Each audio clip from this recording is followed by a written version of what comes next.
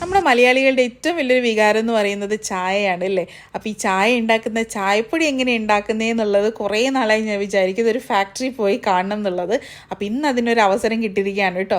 അപ്പോൾ നമ്മൾ കാസർഗോഡുകാരുള്ള എല്ലാ ആൾക്കാരും അധികം ട്രിപ്പ് പ്ലാൻ ചെയ്യുമ്പോഴത്തേക്കും വയനാട് എന്നുള്ളത് മെയിൻ കൺസിഡർ ചെയ്യുന്നൊരു കാര്യമാണ്, അങ്ങോട്ടേക്ക് പോകണം എന്നുള്ളത്.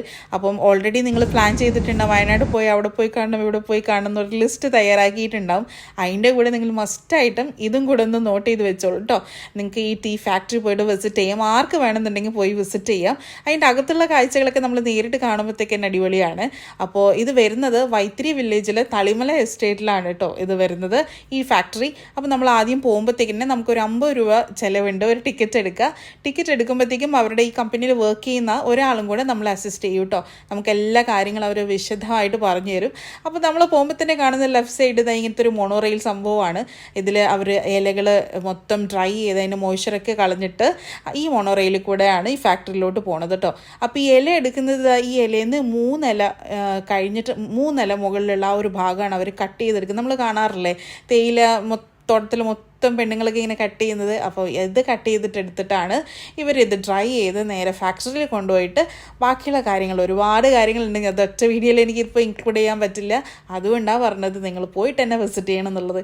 ഇത് കാണുകയും ചെയ്യും. അതിൻ്റെ അകത്ത് പോകുമ്പോൾ തന്നെ പിന്നെ നല്ല ഒരു തേയിലേൻ്റെ എല്ലാം വേണം കേട്ടോ. നല്ല രസമുണ്ടായിരുന്നു.